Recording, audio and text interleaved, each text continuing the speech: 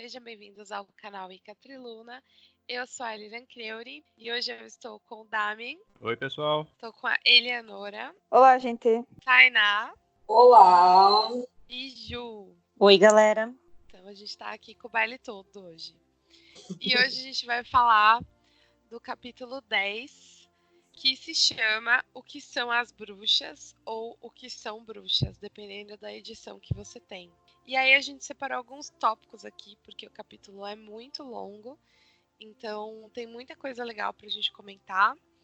Então vamos lá, começando do começo, né, do capítulo, que ele fala sobre o que são as bruxas no sentido de as bruxas fazem o bem, as bruxas fazem o mal, as bruxas cultuam o demônio ou não, as bruxas praticam o caos.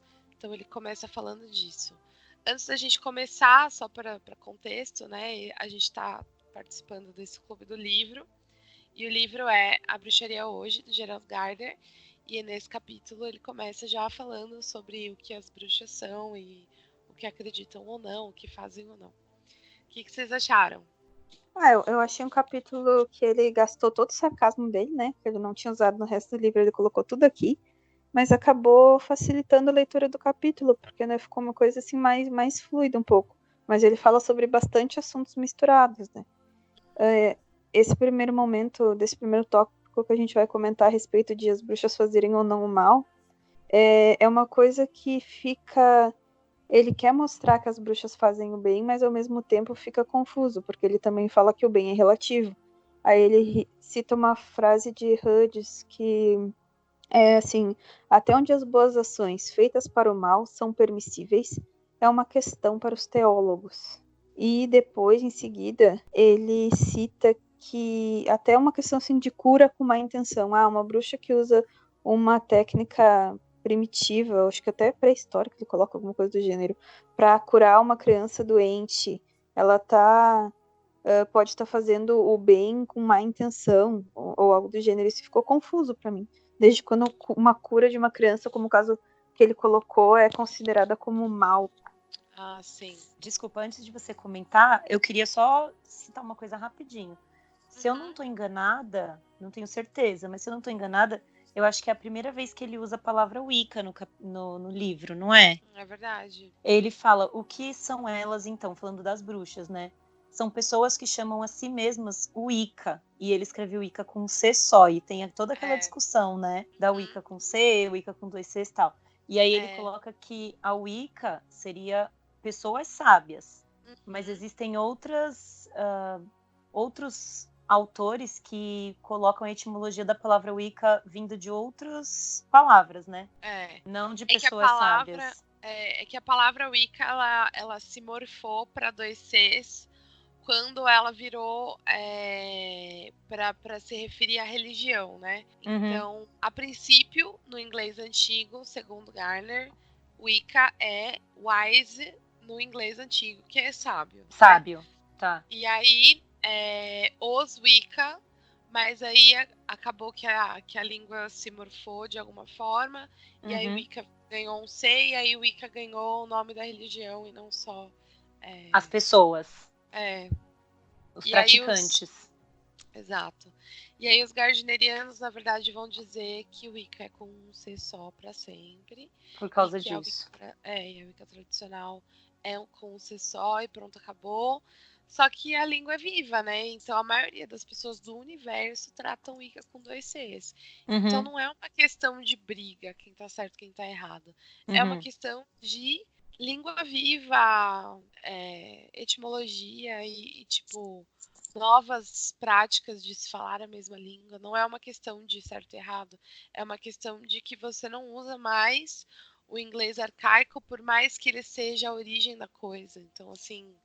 Você não usa em nada e teria que usar nessa palavra. Tipo, em tese você não precisa. Exatamente. Entendi. E aí ele já dá continuidade falando o que a ele tinha falado. Essas Wiccas geralmente trabalham com bons propósitos, tal. Mas fica bem num limiar muito complicado ali, o que são bons propósitos. Porque ele fala sobre fazer coisas boas com más intenções, ou coisas ruins com boas intenções. E aí ficou um pouco confuso o que ele trouxe em relação a isso. Eu acho que nesse parágrafo mesmo, ele fala, tipo assim, que às vezes elas faziam o bem, por exemplo, mas pisavam no calo de alguém. Porque elas fazem um ritual para fertilidade, sei lá, tem uma colheita muito boa, e aí as pessoas não veem aquilo com bons olhos também, porque tá deflacionando, entendeu, o preço. Então talvez seja nesse sentido, né? De tipo, você faz o bem, mas tipo assim, você faz um ritual de fertilidade, você faz o bem para você. Isso pode não agradar todo mundo, né? Eu acho que é isso. Ou Mas algo ainda mais ou assim menos não assim. seria com uma intenção ruim, né? Principalmente quando ele fala ali da cura de uma criança. Mas as outras pessoas podem achar que tem uma má intenção, entendeu? Eu acho, né? Não, isso eu percebi, Sei. mas ele deu a entender que um feitiço é imbuído da intenção que se coloca nele. Essa foi uma das primeiras lições que eu tive quando eu fui iniciada na estregueria, que não existe bem e mal. Então é muito difícil a gente tentar colocar parâmetros na bruxaria de bem e mal quando não existe. Meu mestre me falava que tudo é relativo, exatamente, tudo, absolutamente tudo, até um ritual de cura é relativo. Porque existem muitas variáveis que não estão no nosso controle. E por mais que você ache que você está fazendo bem, você não está fazendo bem, porque não existe bem e mal. A partir do momento que você molda a realidade, não existe bem e mal. Existe a realidade que você moldou e o que era antes. E as consequências disso para você e para as outras pessoas. Então, o ato de praticar magia, ele não é brincadeira nesse sentido, porque a partir do momento que você resolve alterar a realidade, você está recebendo para você todas as consequências boas e ruins. E na estregueria, não tem a lei tríplice. Então, é interessante porque faz sentido. Se não existe bem ou mal, não existe a questão de faça o que quiser e sem a ninguém prejudicar, porque você vai estar sempre prejudicando alguém.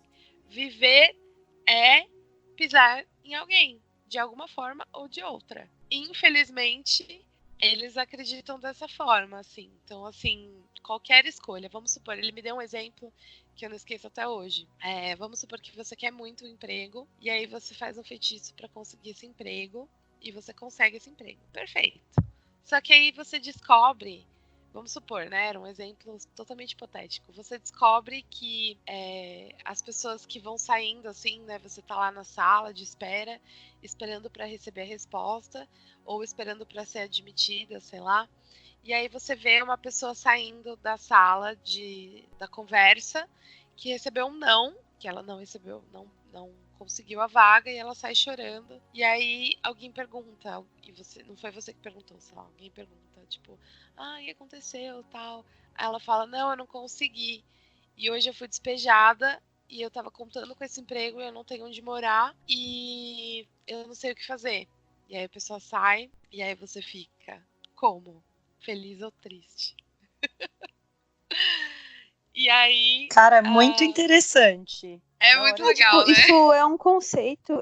Pra mim, é que eu aprendi Wicca, mas eu não bebi necessariamente direto da fonte da Wicca como a minha primeira opção, a primeira coisa que eu conheci. Então, para mim, isso sempre foi muito claro, né? A lei tríplice é uma lei que existe dentro da Wicca, mas o mundo ele é regido, não é regido, mas uma das leis que opera nesse plano é a lei de ação e reação. Toda ação que a gente faz tem uma reação, mas que ela vai ser positiva ou negativa ou como, nós não sabemos. Mas o que me chamou a atenção ali nessa parte do livro é que ele realmente ficou um pouco confuso o jeito que ele colocou, porque ele colocou como se a intenção da realização daquele feitiço fosse ruim e não só as consequências do que um feitiço, independente dele ser bom ou ruim, acontecesse, sabe? É isso que eu achei meio confuso num primeiro momento. Bom, nessa questão aí, quando eu li esse texto, é fácil você imaginar algum cenário onde, por exemplo, salvar essa criança vai prejudicar alguém, tá? Essa criança pode ser filho de um adultério, ela pode ser um herdeiro, um bastardo, enfim, existem N cenários onde o interesse da bruxa não é salvar a vida da criança, mas prejudicar o pai, a mãe, enfim, seja lá quem for, entende? Então a intenção tecnicamente não foi boa, mas a vida foi salva, né? Eu acho que isso explica. E essa questão do exemplo também do emprego, existe uma coisa interessante. A menos que você esteja disputando a vaga pau a pau com essa pessoa, não tem como garantir que a vaga seria dela se você não tivesse feito feitiço. Podia ser que vocês dois tivessem perdido a vaga e um terceiro tivesse ganho. Então, tecnicamente, nada consta. Sim, mas você não tem como saber todas as Sim, não tem como. universos paralelos, né? Muitas variáveis. Exato. Então, a menos que fosse uma disputa realmente de cabeça, né? Mas eu acho que no exemplo que o meu mestre usou, era assim. Acho que era pra ser algo, tipo, ou ela ou você, entendeu? Pra fazer mais sentido no exemplo, né? Mas sim, poderia ter uma terceira opção, né?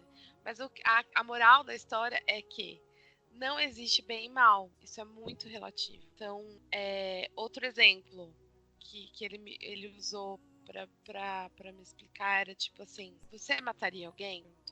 Eu falei, não. Aí ele: mas se tivesse alguém que invadiu sua casa e estivesse tentando matar você e essa família, você mataria? Aí se eu tivesse como, sim, pra proteger, legítima defesa, né? Ele: então você é uma homicida agora. Aí tá, mas eu tava me protegendo, aí não conta, né? Não conta, você fez mal pra uma pessoa, você matou, você tirou uma vida. Essa pessoa pode ter um filho e pode estar tentando sobreviver. Então, basicamente é isso. Você lida com as consequências das suas ações e você tenta fazer o bem, mas você não sabe, né? E na verdade, às vezes a gente é egoísta, não tem muito o que fazer. Aí entra muito aquela coisa, eu sigo o caminho da mão direita, eu sigo o caminho da mão esquerda, porque o caminho da mão esquerda é isso e aquele outro, é fazer maldade, porque eu quero bem universal. Não existe isso, cara. A gente chama de caminho de mão direita e mão esquerda só para especificar algumas coisas, mas nenhum de nós é 100% luz, paz e amor. Isso não existe. Não, eu acho que o que você pode fazer, né, o que a maioria de nós faz, é observar as variáveis que a gente tem algum nível de controle. Né? O que está ao redor e a gente consegue enxergar e a gente consegue ter alguma percepção das consequências, a gente vai tentando colocar isso dentro do nosso critério de escolha. Mas é claro que é impossível você ficar trazendo cenários hipotéticos assim, ad infinitum, porque ninguém vive desse jeito. Tem uma menina que eu gosto bastante dela, que ela tem um canal no YouTube até, ela é meio desbocada, mas ela fala umas coisas que fazem sentido. E uma das coisas que ela falou é que existem mistérios no mundo que fogem à nossa compreensão e que a gente jamais vai conseguir controlar. Então, mesmo nas variáveis que a gente tem um pouco de conhecimento, se algo, no fim das contas, é para acontecer de uma maneira X, não interessa o que a gente faça, isso vai acabar levando a essa maneira. Existe um nível de manipulação que a gente consegue ter em cima das coisas, quaisquer que elas sejam, né? Só que a diferença é que se a gente decidir interferir, no fim do dia sempre vai ficar aquela pergunta que será que isso aconteceu porque eu interferi ou porque já era para ter sido dessa maneira? Esse é exatamente o ponto que eu ia falar. Tipo, a partir do momento, independente se é pela mão direita ou pela mão esquerda, que você está fazendo alguma coisa que vai meio que alterar o acontecer da luz divina, vamos chamar assim, aquela programação que já existe para todos nós, já o bem e o mal é meio que relativo, correto? A partir do momento que a gente está fazendo alguma alteração em tudo, já é cabível a consequências que cabem a nós, entra naquele contexto de ação e reação, mas qualquer alteração que estejamos causando, às vezes para a gente vai ser benéfico hoje. Tem até aquela história do há males que vem para bem. Às vezes a gente precisa do emprego, por exemplo, e, poxa, eu quero muito emprego, mas não é agora a hora de eu ter aquele emprego. Às vezes tem um na outra semana que está reservado para mim. Cara, isso aconteceu comigo. E às vezes a gente tem a mania de achar que a gente sabe o que é o melhor pra gente, só que tem aquela consciência que a gente as deusas já nos deram um caminho, já sabemos o que viemos fazer no mundo, já tem uma programação. Então, independente de você ir pela ordem ou pelo caos, se você está causando alguma alteração, você já está interferindo na lei cósmica lá. E vai ter uma reação, independente de ser bom ou mal, né? Porque isso são polos. Nada mais do que polos. É bem isso que vocês falaram mesmo. E, assim, justificando tudo isso, porque eu falei muito da estergueria, né? Eu escolhi a Wicca depois de eu ter me iniciado na estregueria, tudo, por 2 motivos. Porque o coven de estregueria no qual eu participava se dissipou, então morreu. E então eu tive que voltar aos caminhos da Wicca, que era algo que eu conhecia, que era algo que eu sabia que eu poderia praticar de forma solitária. E a questão da lei tríplice foi uma reflexão para mim, e eu cheguei à conclusão de que faz bem eu pensar dessa forma, faz bem eu seguir o único dogma da Wicca, que é faça o que quiser sem a ninguém prejudicar, e nem a si mesmo. E aí eu percebi que aquilo fazia bastante sentido para mim, mesmo eu acreditando piamente que não existe bem e mal, mas faz bem eu acreditar que eu tô tentando fazer o bem e tô tentando não prejudicar nem a mim nem aos outros. E é um caminho de um equilíbrio, de uma tentativa de equilíbrio mais saudável para mim e para os outros. Então, fez sentido para mim, e aí eu virei vegetariana e tudo mais, sabe? Então, foi por isso que, mesmo eu acreditando que não existe bem e mal, eu escolhi a Wicca para tentar equilibrar essas coisas na minha vida, porque senão eu poderia simplesmente ser uma pessoa altamente caótica, e já que não existe bem e mal, vou fazer o que eu quiser, vou usar o caos a meu favor, porque o caos, a gente sabe que tem muito mais força destrutiva, né? Mais fácil você destruir do que criar, né? Então, poderia ter feito isso, mas escolhi não fazer. Porque caminhos, né? Digamos que o caminho da ordem, você tá indo numa trilha que já tá tudo azulejado lá, já tá tudo iluminado, já colocaram os postes. Quando tu vai pelo caos, é que nem tu entrar numa mata fechada no meio da noite. É o sistema que tu tá usando, né? Tipo, e tem pessoas que eu acho que através do caos acaba gerando algumas estrelas de, sabe, se autoconhecer. Eu pratiquei um pouco da ordem e do caos. E foi no momento do caos que eu quis testar os sistemas que aconteceu de eu decidir virar vegetariana, que, tipo, várias coisas, hábitos, assim, meus de ser humano, de defeitos, eles foram caindo, sabe? Tipo, o caos para mim serviu para eu olhar minha sombra. Tipo, usei daquela sombra, entrei naquela trilha de noite e em algum momento tu chega na luz. Através da bagunça, tu vai começando a organizar. Mas é tudo muito relativo. Eu acho que independente do caminho que você vai escolher, a ordem e o caos. A partir do momento que você vai causar alguma alteração, já vai causar alguma consequência. O exemplo do caos que foi usado para o bem ultimamente era aquela chuva que estava tendo na Amazônia. E aí teve uma galera, muitas pessoas assim ao longo do mundo foram criando sigilos para criar chuva, chuva, chuva, chuva, e uma noite depois caiu uma chuva, uma água na Amazônia. Eu prefiro acreditar que tipo, o caos tem também o seu lado bom. Sim, com certeza. E na Wicca a gente tem o caos também, tá? Não é porque a Wicca não é um caminho de mão esquerda que a gente não tem o caos. No segundo ano de iniciação, ou no segundo ano de estudo tal, a gente começa o trabalho com as sombras. Então a gente tem também toda essa coisa que a Tainá falou e tudo mais. E a questão de influenciar positivamente a natureza e o meio que a gente vive, tem nesse livro e tem no livro do Poder da Bruxa, da Laurie Cabot também, que eles falam sobre como as bruxas evitaram alguns conflitos naturais, no caso desse livro do Gerard Garner, como as bruxas evitaram guerras, evitaram invasões por conta do poder coletivo. Então é bem legal.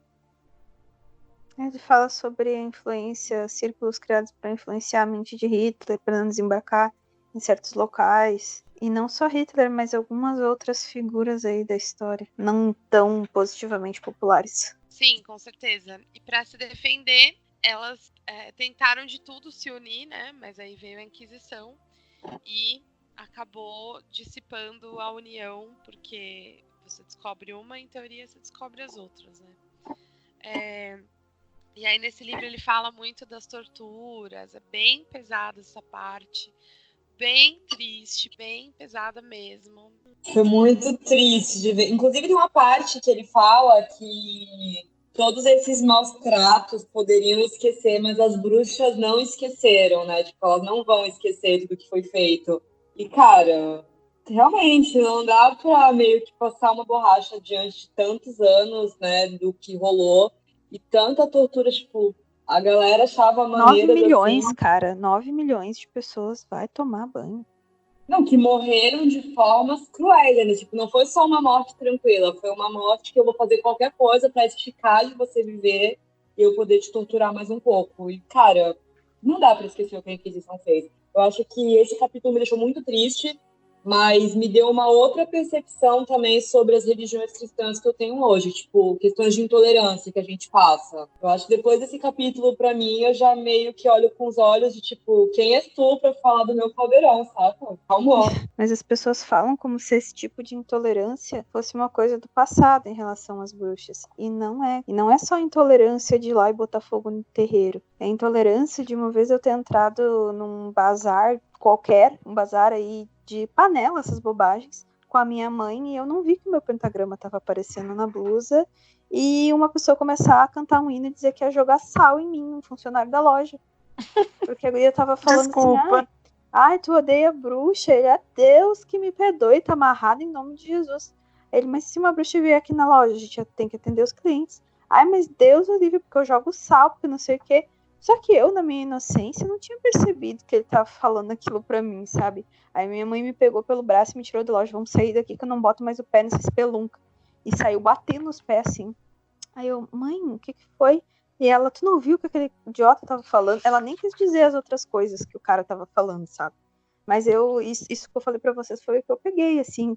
E, cara, 2018. Não tem ao longo do capítulo tem várias citações E olha, eu confesso para vocês, era isso que eu queria falar. Eu não consegui ler, não. Eu pulei alguns trechos. Eu pulei alguns parágrafos, porque estava me dando uma coisa muito ruim. Até tem uma parte que ele começa a fazer uma listinha de tudo que foi feito, assim. Deixa eu ver se eu acho aqui, ó. Ah, sim, que ele fala da moça grávida, né? Ele amarrou a mulher grávida, aí fez não sei o quê. Aí tem os tópicos, não sei o quê. Mano, eu não consegui ler. Não consegui ler. Maleus Maleficarum.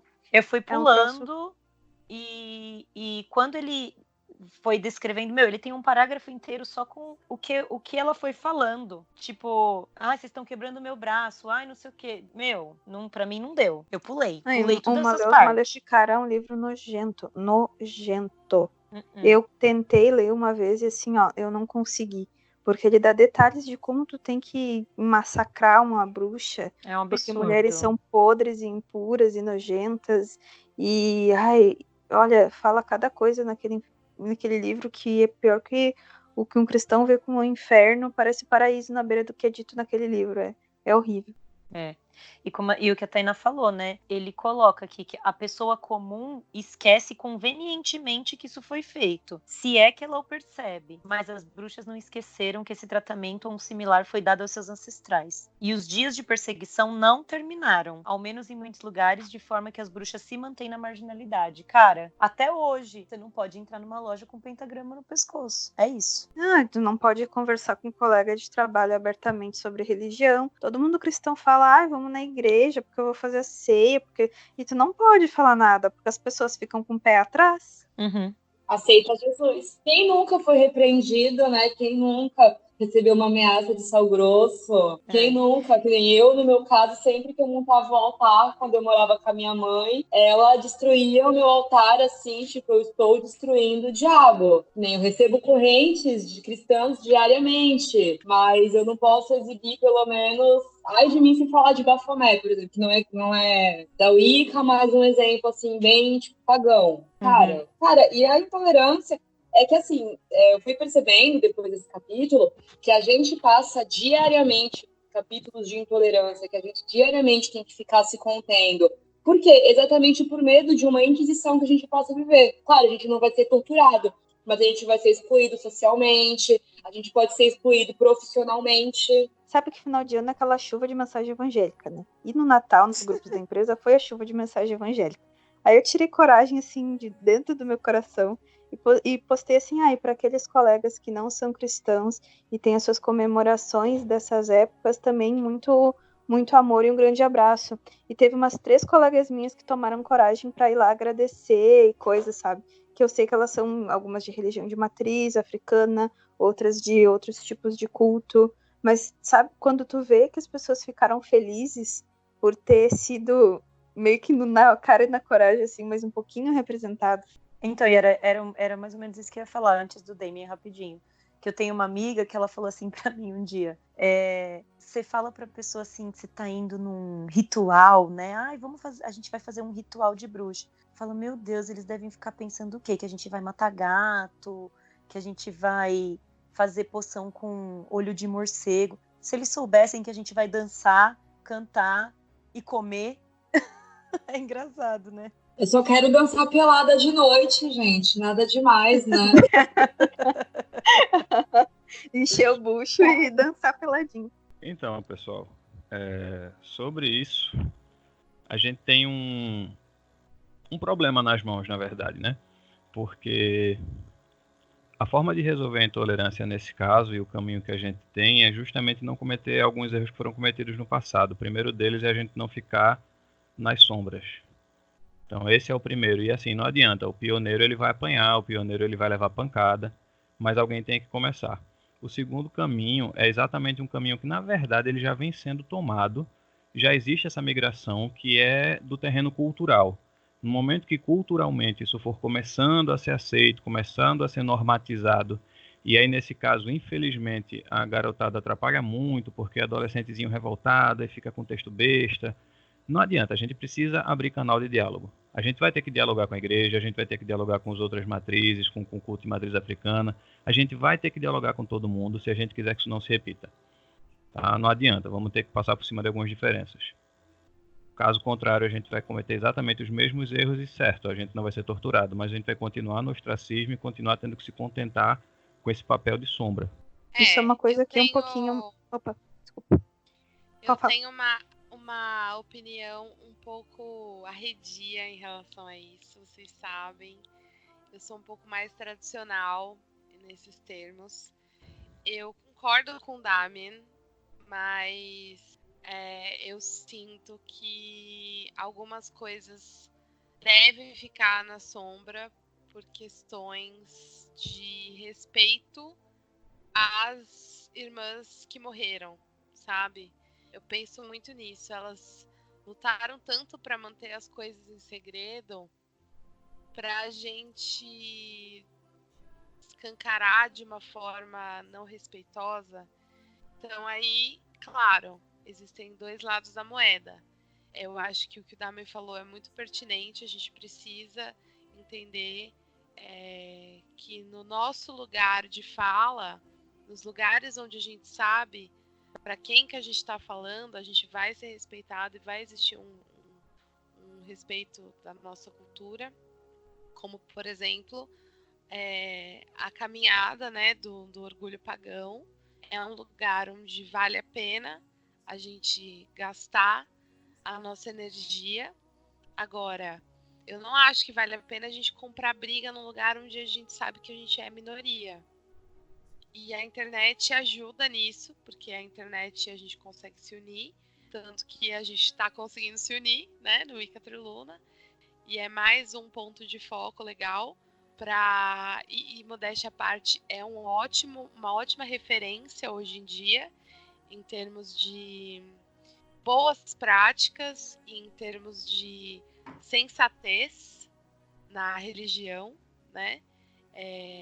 No qual a gente vive num mundo onde existe chacota de misticismo e a gente consegue ter um diálogo bacana, sensato, saudável, né? Então, para a gente não perder o respeito da nossa própria religião, a internet ajuda muito isso, mas eu não acho que a gente pode comprar briga em qualquer lugar, sabe? Eu acho que a gente tem que manter o calar em alguns momentos.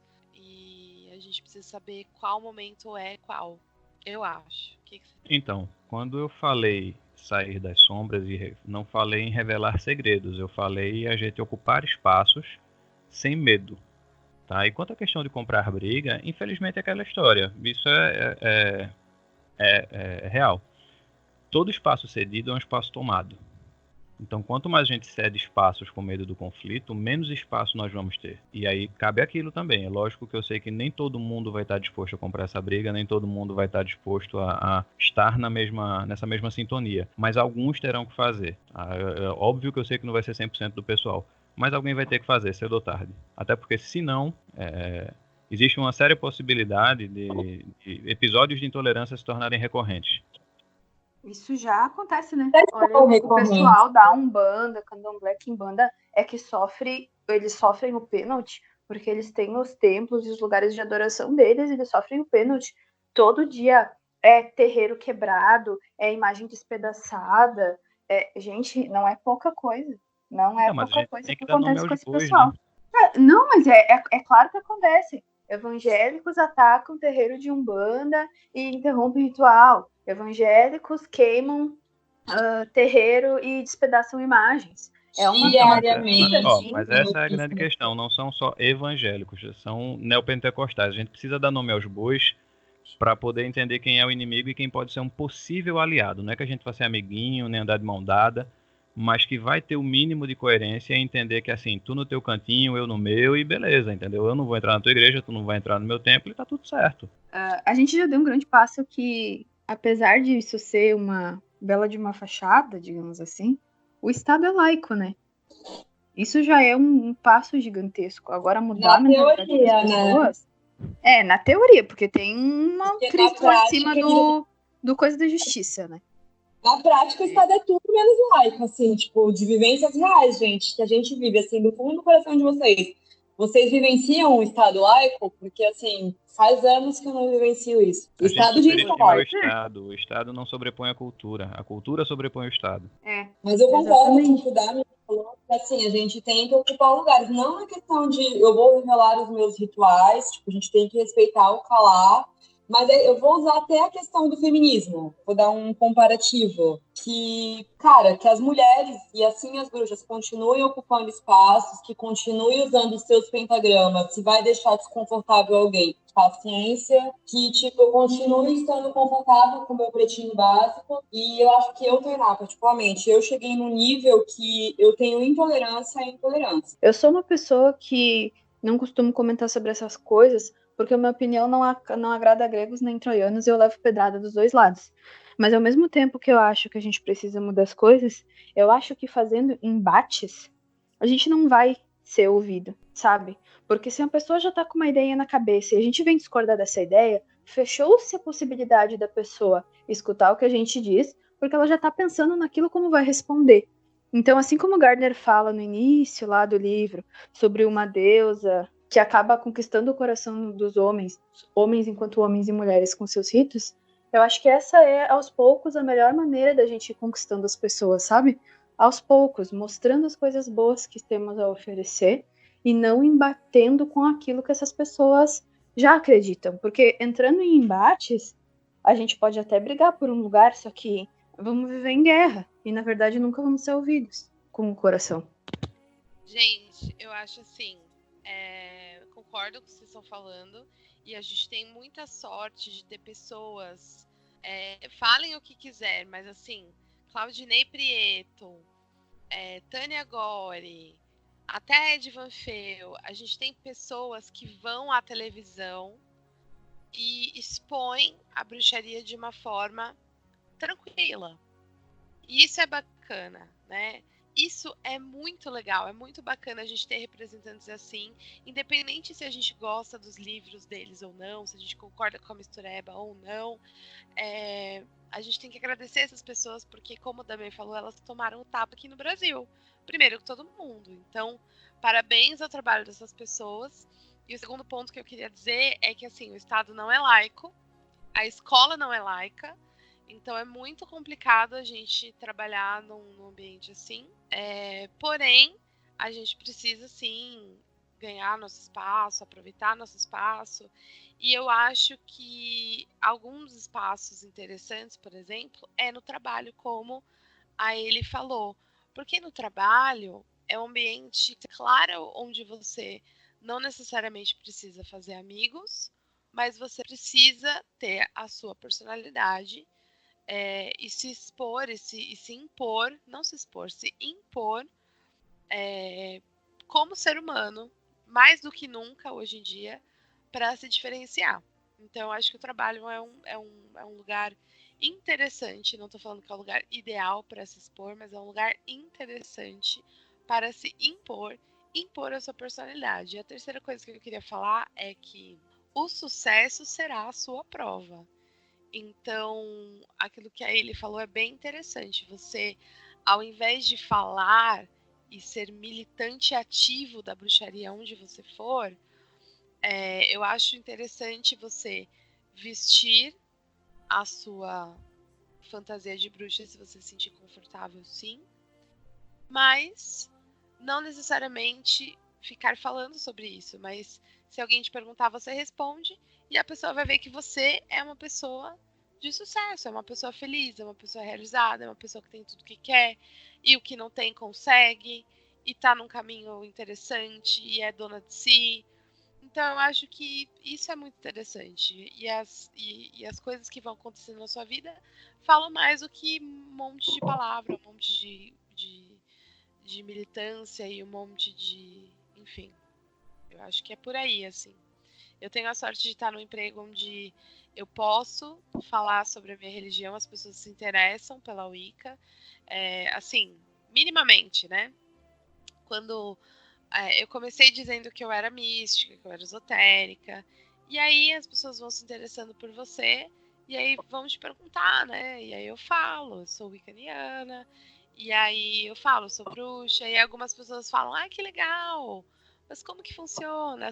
Super respeitosas, e aí descobri que outras pessoas ali também estudam algumas vertentes mais mágicas, e aí a gente vai conversando, vai trocando ideia, vai indicando coisas, livros uns para os outros. Então, assim, eu acho que se a gente se sentir confortável, a gente tem que falar sim. E depois que eu comecei a falar isso no meu trabalho, eu me sinto muito mais... Eu sinto mais orgulho de ser bruxa, né? De falar eu sou bruxa. Então é bem bacana quando a gente consegue ter esse ambiente seguro para falar e pessoas que vão te perguntar coisas, por exemplo, tá, você que é bruxa aí, mas como que funciona tal aspecto? Aí você pode As falar. pessoas são curiosas, né? É muito interessante, né? Então é legal quando a gente se sente confortável, é legal quando a gente pode falar de boca cheia, eu sou bruxa, e as pessoas entenderem e falarem, que legal, eu sou budista. E tá tudo bem. Então é muito bacana. Sim. Eu tive um caso de fracasso, agora eu vou contar um caso de sucesso. A minha líder atualmente, ela sabe que eu sou interessada em bruxaria, essas coisas e tal. E a gente trabalha com lojas virtuais, né? E entrou um cliente, que a loja dele é de uma loja de cristais. E incensos e defumações. E ela, Bruna, eu queria muito atender esse cliente, mas eu vou passar para ti porque tu vai adorar. E ela passou para mim um cliente que tem uma loja esotérica, o dono da loja é astrólogo. E, sabe, ela tava tão feliz me passando aquele cliente também. Fofinho. Então foi uma coisa muito legal, sabe? Se sentir respeitada, né, e tudo mais. Bom, o meu último caso de trabalho foi de sucesso também. Só que eu sou um pouco mais comediante. O meu colar, quando perguntaram, eu falei que era a estrela de Davi, né? Eu sou muito abençoada, amém, aleluia, tudo que tem direito. Depois eu fui começando aos poucos com um chazinho daqui, chazinho dali. E antes de eu ir embora da cidade, a empresa já estava me pedindo receitas de chá de ervas, que ervas são bom para quê? O apelido no trabalho virou ervas, inclusive. E, mano, independente de religião, a galera começou a acreditar nesse lance assim, de vibração. Sempre falei muito para eles, né? Gente, nosso pensamento é assim, indo começando aos pouquinhos, sabe? Às vezes você falar da deusa com alguma pessoa, a pessoa vai se sentir afrontada. Mas se tá tudo indo ruim, e eu falar para ela assim, olha, vamos pensar, vamos materializar o que vai acontecer. Aí fé é sobre isso também, nosso pensamento. E aí as coisas vão acontecendo, porque as pessoas vão naquela vibe da fé e a gente sabe que o pensamento realmente cria, independente do sistema que você vai usar. E o negócio dá certo, você vai começando a ganhar, assim, uma credibilidade. Chefe, você tá ansioso hoje? Toma um chá de camomila, vai acalmar teu coração. E a calma mesmo, a gente vai ganhando a credibilidade. e vai ganhando espaço para falar um pouco mais sobre aquilo que a gente pratica. Sabe, tipo, cheguei num ponto de eu falar, tipo, eu sou bruxa mesmo, e nananã, e tá tudo bem, tá tudo certo, tudo legal. Que vai eu acendo pra, sei lá o quê, fazer uma oração. Tipo, não sair dando receitinho, claro, mas assim, mas não significa que a gente... Não significa que a gente tem que calar-se para qualquer ataque que receba, né? Mas no caso de abordar outras pessoas, chegar mais dessa forma, assim, e geralmente dá certo, porque aquilo que Gardner comenta mais para frente no livro, que enquanto o povo está feliz, está com as terras férteis, está com saúde, com prosperidade, eles não se importam muito para qual Deus que eles estão rezando. Eles só estão vendo que as coisas estão boas, estão indo bem. E aí a gente vê uma certa hipocrisia até na Inquisição, né? Porque a isso que a Eli falou, eu já puxo um gancho pro que tá no livro, que algumas pessoas da própria Inquisição praticavam magia e eram os carrascos. E aí como que você vai torturar alguém porque tá praticando magia e você também pratica magia? Então eles precisavam ser hipócritas, eles precisavam esconder e tal. E houve um caso lá no livro que uma pessoa de dentro da parte inquisitória, assim, em teoria a pessoa do lado certo da força, foi descoberta que praticava magia. E aí o torturador, tipo, deu um migué lá, não tá conseguindo ser torturada porque vendeu o corpo pro demônio, tipo, não tava torturando direito, sabe? É bem política, né? Ai, é impressionante, né? Olha, sem palavras. Isso Gardner também comenta que um pouco tem uma infantilidade também ao lidar com as coisas, sabe? Muitas infantilidades de tipo, se apareceu por exemplo, começaram a vender uns livros ensinando a enganar o diabo para conseguir as coisas do diabo, mas enganar ele. E aí surgiu a história de que um rapaz foi contratado por um homem com uma capa preta para copiar um desses livros. Aí eles entenderam que era o diabo querendo uma cópia para poder saber como se livrar dessas artimanhas deles e condenaram o infeliz à morte por conta disso. Olha que coisa mais infantil. Então, é uma infantilidade que meio que era usada como uma forma para justificar a hipocrisia deles. Ocupar quem eu quero, né, em nome de um Deus que, sei lá, que é exatamente o que acontece nos dias de hoje, né? Eu vou me armar, eu vou em nome de um Deus que, sei lá, deve estar de lá de cima pedindo para os dinossauros voltarem, só pode, se tem ele mesmo.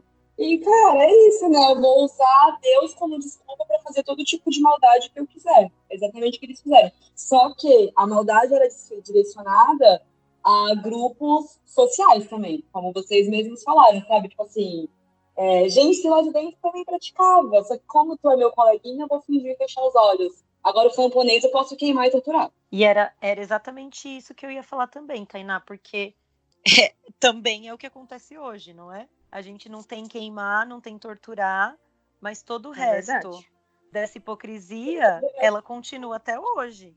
É verdade. Talvez é importante a gente se posicionar esteja realmente aí. Tipo, não digo a questão de arrumar brigas, não sei o quê, mas em todo tipo de caso de ver alguém sendo intolerante, a gente, como o Darmin falou, a gente ganhar espaço, é exatamente para que esse tipo de movimento, que já está crescendo no Brasil, tipo, é uma questão da gente começar a olhar que os níveis de intolerância estão aumentando assim drasticamente no Brasil. E se a gente não tomar uma atitude para pelo menos brecar esse tipo de coisa, olha, eu sou bruxa, eu não faço maldade, não chuto a Bíblia, tu não vai chupar minha macumba, é isso mesmo. Porque eu, de fato, assim, eu tenho medo do negócio tomar uma proporção, cara. Inclusive, teve um caso aqui no Brasil de uma mãe que foi presa por praticar bruxaria com a filha. Ela colocou alguma coisa no cabelo da criança que estava com piolho, assim, fez uma simpatia, foi pra escola e a mãe foi presa por bruxaria. Nossa Senhora. Já aconteceu. Cara, mas é aí que tá, aí que a gente pega, né, essa vergonhice. Se o Estado é laico, então como assim? A última lei de bruxaria caiu na Europa faz tempo, né, gente? Pelo amor de Deus, 70 anos. É uma coisa bem legal, porque... Legal no sentido da gente estudar, né? Porque o Gardner fala uma coisa no livro que eu fiquei, assim, pensando e refletindo bastante sobre isso. Que ele fala do quanto ele usa o termo puritanos, né? Se a gente for colocar na atualidade, a gente não vai usar esse termo, mas no livro ele usa os puritanos. O quanto os puritanos se vangloriam, quanto eles acham legal eles se chocarem com qualquer coisa. Nossa, verdade. Isso me fez ficar, sabe, pensar bastante, assim, sobre essas coisas, porque são pessoas que realmente acham, né, legal, acham que é bacana, ou que é certo, ou sei lá, que Eu sou melhor que tu porque usar. eu casei virgem. E nossa, mas é um absurdo, você não casou, então assim, e ela acha que é bom ela se chocar com qualquer coisa. Eu achei isso bem interessante, assim. Isso também me levou a pensar uma coisa que até comentei com vocês esses tempos. Se desvencilhar do pensamento, da crença de pecado, é uma coisa muito difícil, porque a gente é criado acreditando que o nosso corpo é uma vergonha, que nudez é uma vergonha, que a gente não pode se amar, porque o nosso corpo é uma coisa suja, que sentir prazer com outra pessoa é uma coisa suja. E cara, sabe, se desvencilhar disso hoje em dia é um processo bem complicado. Porque também acredito que nesse capítulo também comenta, que muito se fazia danças e brincadeiras, e se dançava nu, porque assim o homem ficava feliz, isso acalmava as populações, acalmava as pessoas, elas poderem extravasar, poder dançar. Se aconteciam orgias, até poderiam acontecer, mas não é que isso fosse uma regra, porque os deuses ficavam felizes com a felicidade do homem, porque os deuses queriam que o homem fosse feliz. E por isso que essas coisas aconteciam. Então, por que eu tenho que acreditar num Deus onde tudo que eu sou e tudo que eu represento e meu corpo físico são sujos e vergonhosos, se eu posso entender que os deuses querem a nossa felicidade? E aí, primeiramente, a nossa mente entende, né? A gente compreende, a mente consciente entende isso. Mas desvincular esses sentimentos de nós é um processo bem complicado. Hoje eu tenho 25 anos e eu ainda não consegui me livrar desse tipo de pensamento, sabe? Que o meu corpo, ainda mais como mulher, é atrelado ao pecado. Bom, só voltando um tópico rapidinho para a gente poder passar também, né? E antes que eu perca a linha de raciocínio, tem um ditado, acho que romano, que fala exatamente aos amigos a lei, aos inimigos os rigores da lei. E eu acho que isso ilustra muito exatamente essa questão do torturador, por exemplo, que praticava magia e ele estava lá de boa, mas é bem isso, né? Tem esse ponto.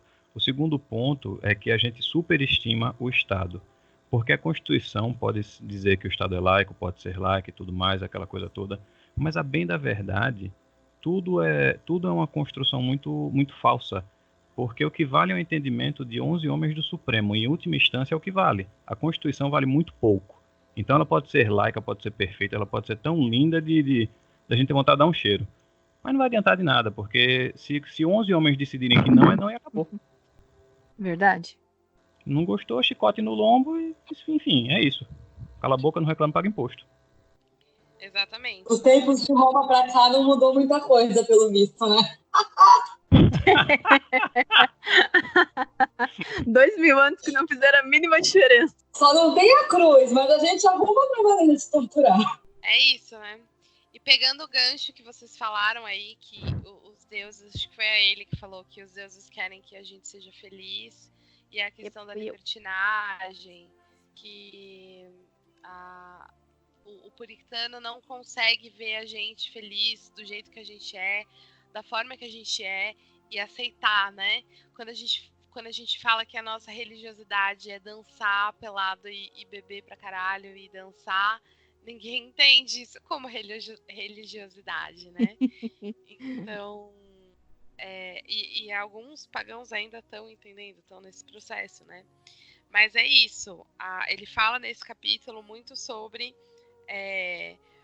o que a gente faz, o que os icanianos fazem, né? E a gente usa alguns covens, algumas tradições usam sim de entorpecentes, o álcool sendo o principal. O álcool faz parte da nossa liturgia, então ele é usado, a dança, a libertinagem, e ele diz que quando as pessoas estão seguras, contentes, felizes dentro de um círculo, dentro de um espaço onde existe perfeito amor, perfeita confiança, que não existe pudor, não existe medo, existe só confiança e amor, né, como eu falei. Então essas pessoas se soltam, essas pessoas não são aquilo que elas são numa sociedade opressora, né? Então ele diz que a gente é assim, essas são as bruxas, e que a gente não acredita em diabo, a gente não cultua o diabo porque a gente não acredita no diabo. Pra gente o diabo não existe. Somos simplesmente pessoas que amamos a natureza e amamos os atos de amor e prazer, porque segundo a Wicca, a gente acredita que todos os atos de amor e prazer são atos dos deuses, né? Então, se a gente estiver feliz, os deuses vão estar felizes também, e porque eles são transcendentes, imanentes, então a gente sente felicidade, eles sentem também, e eles querem que a gente seja feliz, e eles sentem prazer junto com a gente, porque somos parte da faísca divina, né? Então é uma coisa bem emanente também, então é bem legal.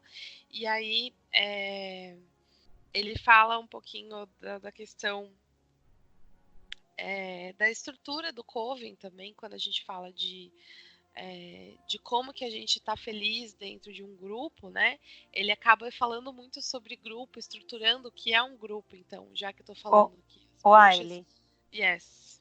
Antes de você entrar na estrutura, posso só citar uma coisa que ele fala no finalzinho do capítulo, claro, que eu acho que ilustra super bem o que você colocou? Com certeza. Primeiro que ele coloca aquela frase, né? O que dá prazer ao homem dá também prazer aos deuses. Isso é perfeito. Mas tem uma frase que ele fala da importância de viver nesse círculo. A sociedade no culto significava tortura e morte se descoberta. Ou seja, todo mundo sabia do que poderia acontecer se fossem descobertos, né? Aí ele continua. Mas prometia momentos de felicidade, um alívio parcial no ciclo diário de trabalho e tédio, e descanso e camaradagem com o renascimento entre aqueles que ainda amavam este mundo. De fato, uma chance de coisas boas neste mundo e um salvamento do purgatório e do inferno no próximo. Eu achei sensacional. Perfeito. É isso que a gente quer, né, gente? É isso que a gente quer. A gente quer ser feliz, a gente quer amar uns aos outros, a gente quer festejar, e a gente eu gosto muito de pensar que a gente ama este mundo. Diferente de muitas pessoas, nós amamos este mundo. Porque, por exemplo, os cristãos, eles não amam esse mundo. Porque eles acreditam que esse mundo é passageiro. Então, se é passageiro, eu posso fazer o que eu quero. Domingo, eu tava numa missa, mas eu não fui profanar a hóstia, viu, gente? Era missa de 7º dia da mãe da minha amiga. E o padre estava dando a homilia e ele falou exatamente o que você está dizendo e exatamente com essas palavras. E eu estava sentada do lado de uma amiga nossa, que também é bruxa, e eu comentei com ela, porque o padre falou, vocês têm que escolher. Tipo isso. E o padre falou, vocês têm que escolher. Vocês querem amar Deus ou vocês querem amar o mundo? Aí eu virei para minha amiga e falei, eu não posso amar os dois? Porque, né? Por que eu tenho que escolher um ou outro?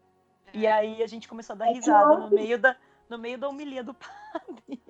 Tem que amar Jesus e ela acha que de controlar, gente. Até porque, assim, se você não amar Jesus, né, se estiver focado no teu autoconhecimento, quem é que vai amar Jesus? Se você se amar, se você aceitar que nem ensinam a gente que nosso corpo é sujo. Mas, cara, deixa eu tratar meu corpo como um templo, deixa eu respeitar ele, deixa eu selecionar quem vai entrar, quem vai sair, quem visita, como eu pinto. E mais você é ensinado a se odiar e a odiar o mundo em que tu vive e viver pensando num próximo momento que a tua alma vai estar num lugar melhor.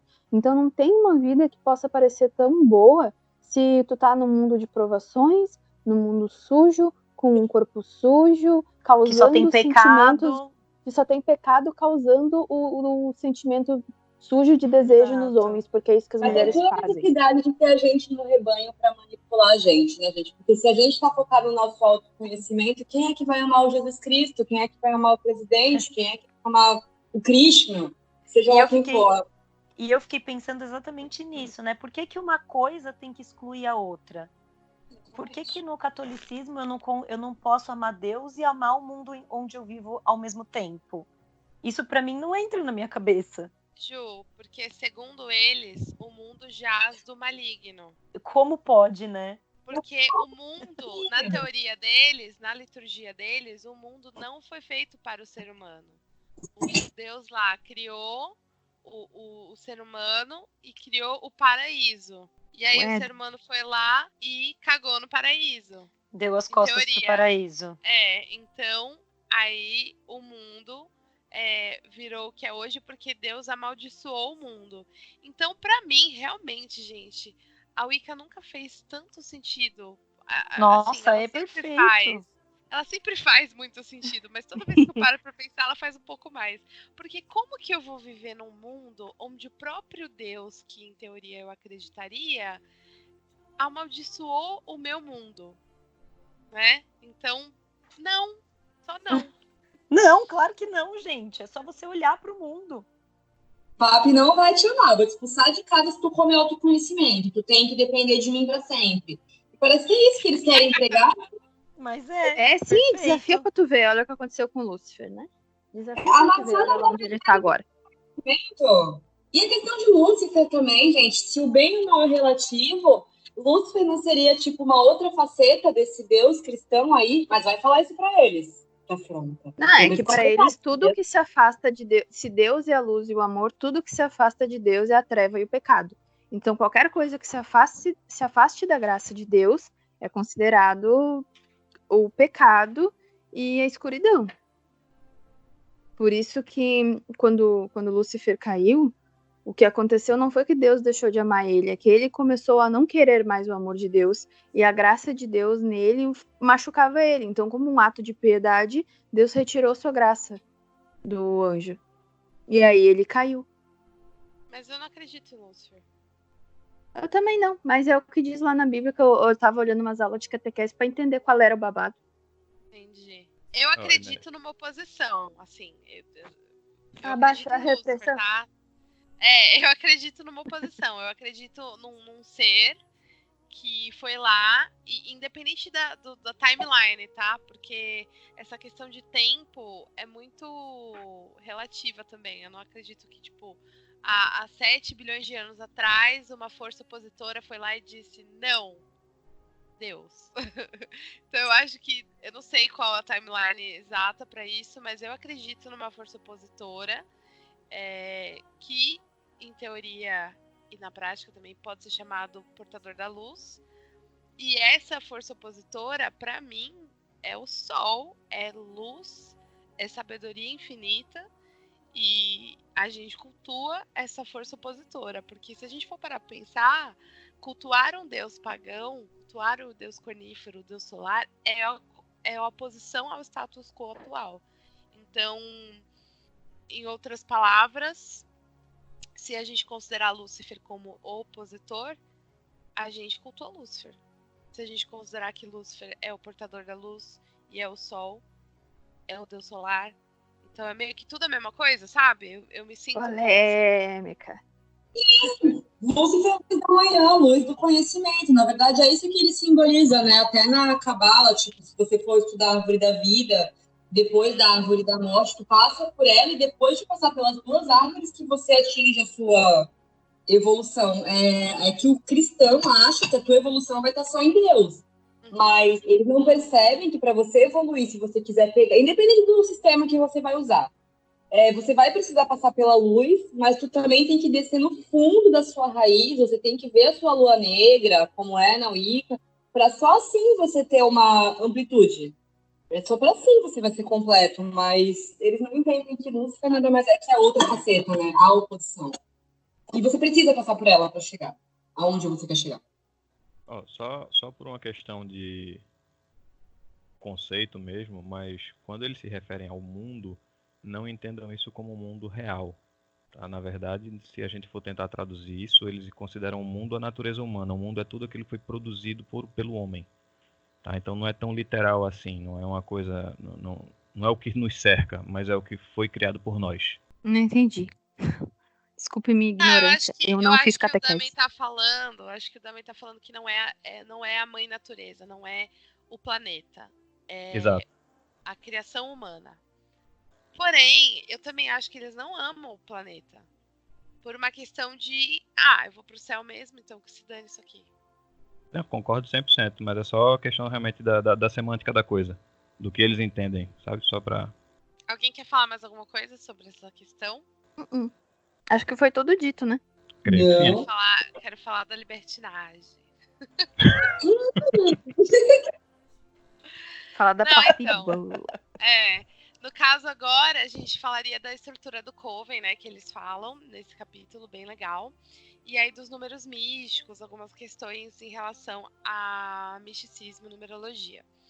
Primeiro, a estrutura do Coven, que ele diz, né, que no Coven, nos sabás antigos, nas festas, nas festividades, existiam visitantes e existiam os celebradores, né, que praticavam de forma hereditária e tudo mais. E os visitantes que ficavam olhando, bebiam e comiam, mas não necessariamente participavam. Num culto mais estruturado, eles entrariam no círculo mágico depois, no Comes e Bebes lá, que é o que você nem, bolos e cerveja, não sei como que vocês chamam, vinho e pão, enfim. Nesse momento Nesse livro, no meu, tá traduzido como bolos e vinho. Bolos e vinho. Então, O coffee break dos dias de hoje, gente, já modernizando. Gostei. Comes e bebes, vamos lá, celebração. E aí, ele diz que um coven tradicional é feito de 13 pessoas, porque existem 13 lunações no ano, né, tradicionalmente. Então, como a gente segue esse ciclo lunar, então a gente teria no máximo 13 pessoas por coven, e nesse coven deveria existir uma sacerdotisa obrigatoriamente. Se não tiver, ela tem que ser emprestada, senão não tem coven. Se não tiver sacerdotisa, não adianta ter o sacerdote. Tem que ter uma sacerdotisa num coven tradicional de Wicca. E aí, se tiver sacerdotisa, pode ter o sacerdote. E aí, depois, existem casais que completam os 13. E aí, foi uma pergunta que vocês fizeram ao longo dessa semana, alguma coisa assim, sobre... Ou foi no outro podcast, eu não me lembro. Alguém fez uma pergunta aí pra mim sobre parceiros mágicos, se era legal, se não era legal, como que funcionava, se era interessante ter parceiros mágicos. E aí, acho que foi no outro podcast, gente, não me lembro. Vocês A perguntaram. gente falou no vídeo anterior. Foi sim. Ah, sim. E aí, ele fala mais nisso e ele fala mais categórico, que na verdade, assim, o ideal é que seja um parceiro mágico dentro do Coven, porque funciona melhor, dá mais certo e porque existe o amor envolvido, que foi o que a gente falou no podcast passado. Então, se você tiver um consorte, você, mulher, tiver um homem para praticar a Wicca junto com você, de forma casal mesmo, no qual vocês se amam e vocês pratiquem e celebrem a vida juntos, funciona bem melhor. E funciona mesmo, porque não existe força maior do que o amor entre uma pessoa e a outra pessoa, e essas duas pessoas são polos. Então, é bem legal essa questão. Mas, claro, a gente sabe que a maioria dos covens hoje em dia são lotados de mulheres. E tá tudo bem. Então, hoje em dia, essa não é mais uma questão, né? Duplas, pares, polares, né? Não necessariamente. Mas a questão dos 13 se manteve até hoje, mesmo em traduções mais ecléticas, no máximo 13. E eu posso dizer com propriedade, porque eu conheço pessoas lá no hemisfério norte que o Coven completou mais de 13 e eles tiveram que criar um outro Coven. Então, assim, a primeira sacerdotisa a ser iniciada nos 3 graus formou o próprio Coven. Então, saiu daquele Coven e formou um outro Coven, no qual ela era alta sacerdotisa e não só mais uma sacerdotisa iniciada. E é um Coven de Wicca tradicional. Então, realmente, se manteve até hoje essa questão. E aí ele fala do misticismo dos números, que são os números 3, 5, 8, 13 e 40. Vocês têm alguma noção do porquê do misticismo desses números? Não, levemente, mas não tenho uma noção legal assim do porquê. Quando eu vi os números, me lembrou na hora a proporção áurea, mas o 40 fugia um pouco. Até ele dá uma explicação lá depois, um pouquinho mais à frente, mas assim, a primeira sequência, né, que é a sequência de Fibonacci, foi a que mais chamou a atenção. Imagino que tem algo a ver com isso.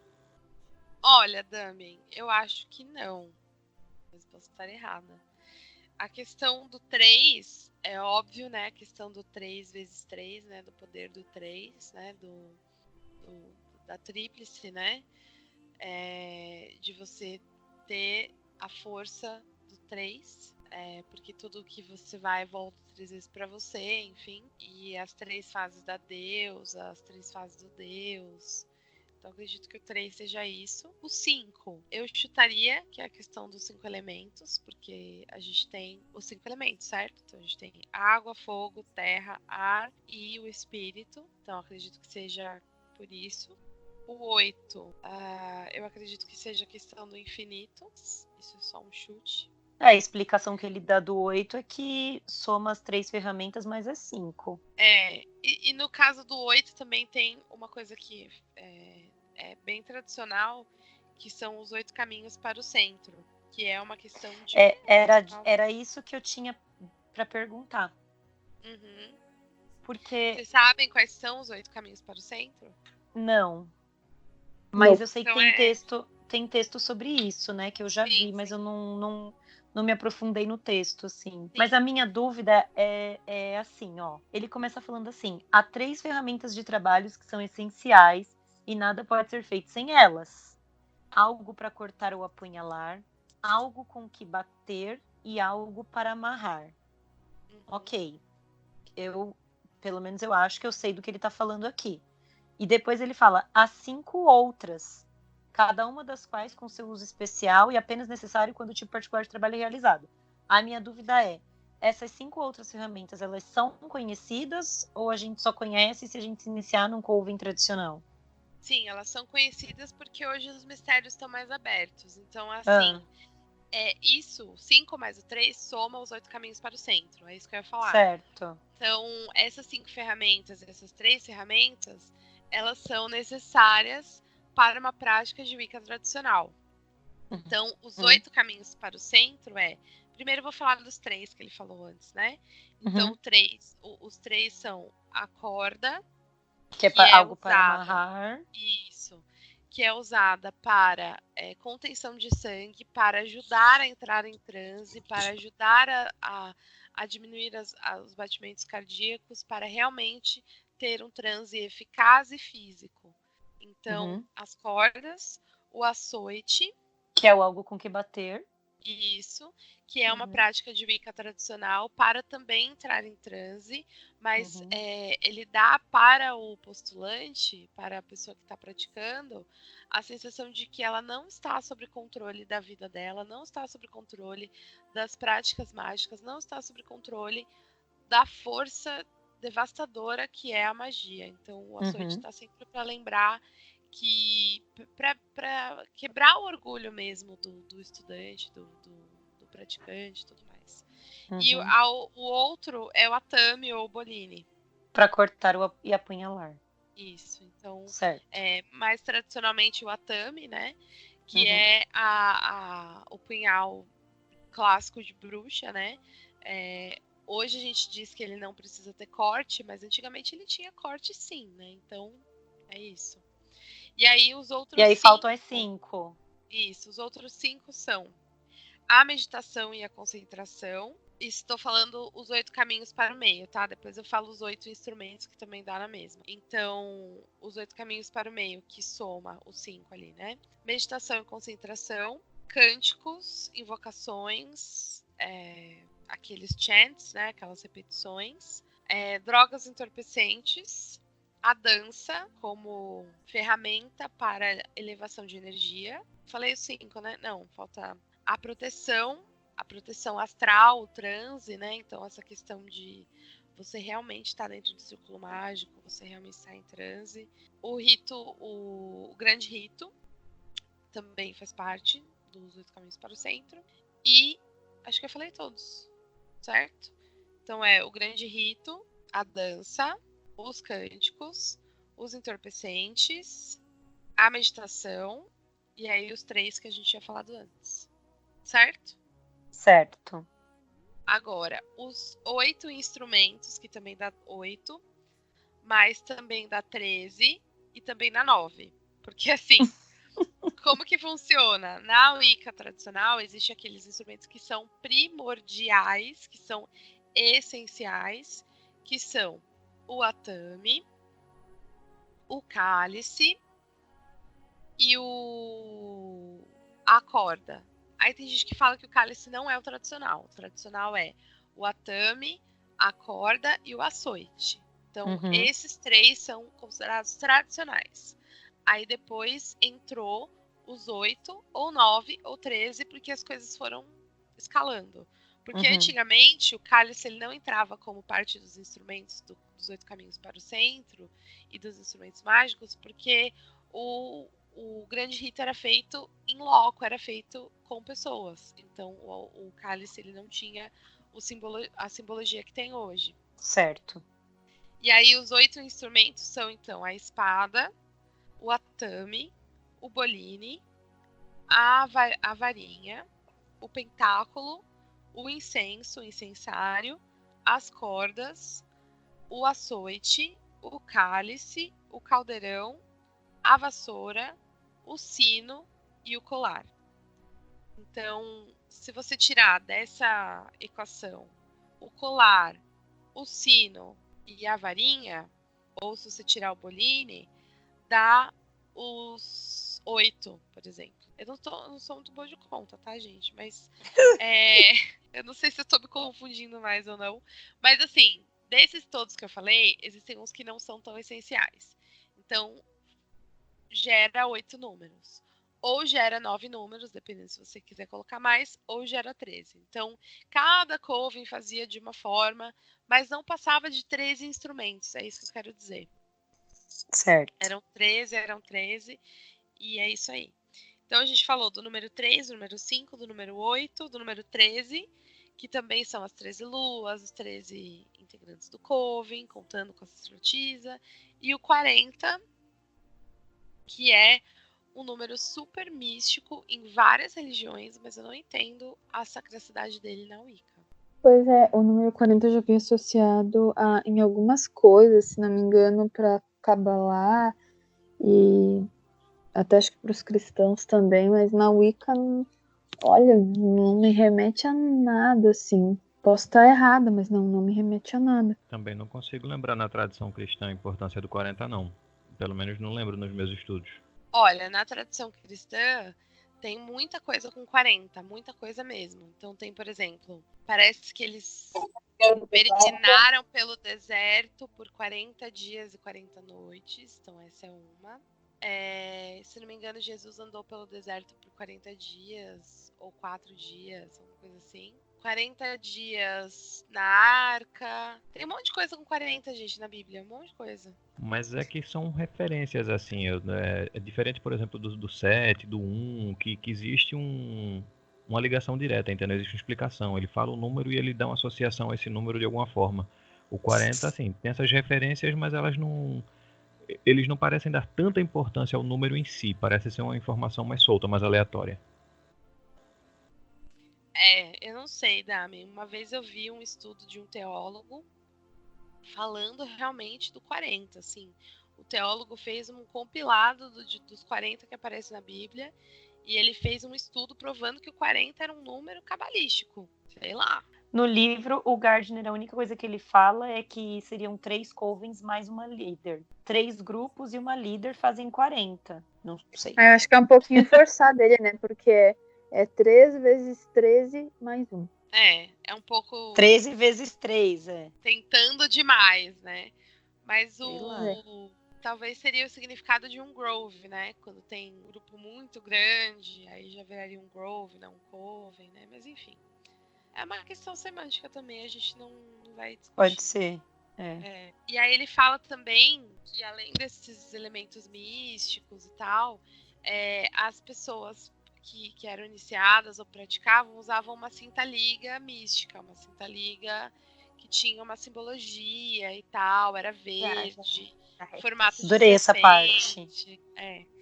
E aí, eu acredito que os 2 S's que prendiam fazer a fivelinha da cinta liga, ele não diz, e ele diz que tem um significado para as bruxas, eu não faço a menor ideia, mas eu consigo chutar que eu acho que é a serpente de Ouroboros, ou alguma coisa relacionada à serpente, alguma coisa assim. Não sei. Você perguntando, se alguém souber me dizer o que significa os 2 S, eu queria saber. Eu tô ficando brava já. Eles dizem que as bruxas sabem e eu não tô sabendo. Ninguém me mandou esse memorando. E aí a gente finaliza então com o resumão da Ju. Não, da Ju não, do Gardner. Na voz de Ju. Não, é que eu destaquei assim um trecho no final do capítulo, deixa eu ver. Mais pro final do capítulo. Que, tipo, a gente ficou vários capítulos falando sobre isso, discutindo sobre isso, que era em três parágrafos, ele explicou que, basicamente, a Inglaterra era semi-cristã, ou seja, todo mundo praticava bruxaria, era um troço normal, todo mundo de boa, tranquilo, na paz, tal. Até tinha padre que ia lá e fazia os rituais também. Favorável. Se ele não fosse, se ele usaria uma máscara, tal, para não ser reconhecido, mas também se fosse reconhecido não ia ter problema, tava tudo certo. E aí, a religião do Estado começa a ficar oficialmente o cristianismo. E aí, a partir desse momento, então, que é onde a igreja obtém o poder, aí começa-se a olhar para essas festas por um outro prisma, né? Começa a se preocupar com aquilo, eu acho que não tem que ser público, isso aí tá muito... Né, começa a dar BO lá, porque a igreja está no poder a partir de então, né? E aí, no final, termina, como todo mundo já sabe, né? Com a bruxaria se tornando um crime e a confusão toda que foi a Inquisição, como elas modificaram, e etc, etc. E eu achei legal porque ele faz esse pequeno resuminho, assim, no livro físico, que é o que eu tenho, que é na página 116, 117, e eu achei bem interessante, assim, esse resuminho. É isso.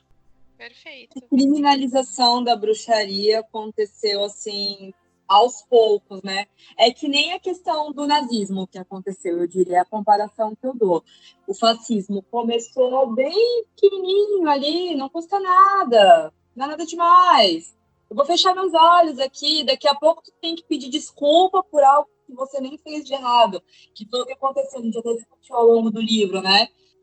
Você tá fazendo um ritualzinho aqui, eu não vou te queimar, mas eu relevo aquilo que você fez, sendo que nem é errado. E aí, com o tempo, o negócio foi virando de uma tal maneira e olha só no que deu. E por isso é importante, sim, a gente se posicionar, porque às vezes começa com uma intolerância bobinha que vou proibir não sei o que dali. Daqui a pouco tem uma mãe sendo presa por praticar bruxaria e quando a gente menos espera, tá rolando fogueira de novo. A gente deve ir para essa proporção, sabe? Eu concordo. Começa como nada, começa como uma coisa bobinha, não gosto disso, aí daqui a pouco estão dizendo que as bruxas são uma raça suja, assim como já acontece no Brasil, só que não falando das bruxas e de outras pessoas, de outros grupos. E olha como esses movimentos estão crescendo, né? Olha então, onde vai parar, né? Olha onde estamos indo. Tipo assim, começou como um negocinho muito bobo e tá ganhando um potencial, tem um potencial de crescer mais ainda. Sim. E assim como é com a religião, assim foi com o fascismo. Começou com um bagulho tão bobo, vamos colocar ali no colégio, vamos ensinar para as crianças que olha só no que deu. Então é por isso assim a gente, claro, não ficar batendo de frente com tudo, mas eu acho que tem momentos, tem situações, tem coisas que a gente tem que se posicionar sim, porque é um potencial, sabe? Esses movimentos eles crescem de intolerância e às vezes quando chega numa proporção que a gente não tem controle mais, é um passo, assim, rápido demais para acontecer. Aí já era, né? Uhum. Bacana, é isso aí. Alguém tem mais alguma coisa, alguma anotação que não chegou a falar? Alguém quer falar alguma coisa? Fazer alguma pergunta? Alguma coisa que ficou em dúvida no capítulo? Acho que não. Não acredito que Não, tudo que a gente gente. tem tratado e Pra bem mim era tratado. isso. É um capítulo punk, né? Não é um capítulo fácil de ler em termos de ser triste, né? Mas também é um resumão bom, assim. Vocês estão gostando do livro? Não. Sim. Eu acho que o livro tá agregando. O Gardner escreve igual a cara dele, né? Mas tô achando legal, assim. Tô achando que tá agregando em várias coisas. E poder discutir isso com vocês tá sendo absurdamente enriquecedor. Legal. Dami não tá gostando. Não, eu já tinha lido também e honestamente eu acho que o livro sem o grupo perde muito da força. O livro sem um grupo de discussão, sem você ter com o que conversar e realmente expandir os capítulos, ele é muito fraco, porque embora eu entenda os motivos dele não falar tanto, mas a linguagem que ele usa já não ajuda muito, e aí ele não pode revelar grandes coisas, então você fica com aquela sensação, por que eu tô lendo isso? Verdade. Tainá? Apesar do Gardner dar assim, umas viajadas, eu também tenho essa percepção, ainda mais quando é uma pessoa que está começando, eu acho, que não começou estudando a bruxaria tradicional, por exemplo, se você começar lendo Gardner, sim, foi o pai da Wicca, etc., só que tem umas coisas que, tipo assim, é isso, porém não sei, volta aqui, tô louca. E aí não deu pra gente ter muita certeza de pra onde rumar. Gardner é meio libriano, né? Te amo, não amo. Lá no fim do Volta livro aqui, ele tô já tá louca. quase miga, sua louca. Pra quem tá começando, gente, a gente fica meio que nesse loop sem saber mais. Eu acho que dialogando em grupo, né, dá uma outra pegada, assim, a gente consegue até ir além do que tudo que ele propõe e tá sendo bastante enriquecedor. Mas eu gosto mais de uma didática assim mais leve, tá sendo legal de ler com vocês. Ô, Tainá, eu tava relendo umas anotações que eu fiz da primeira vez que eu li esse livro. E E o aí. legal de ler de novo é que tu chega com outra percepção, eu acho, né, Ju? Então, e olha que interessante, eu tava lendo as anotações e eu anotei assim: não é um livro fácil, eu achei um livro muito difícil. Eu fiz tipo uma reflexão quando eu terminei de ler o livro, né?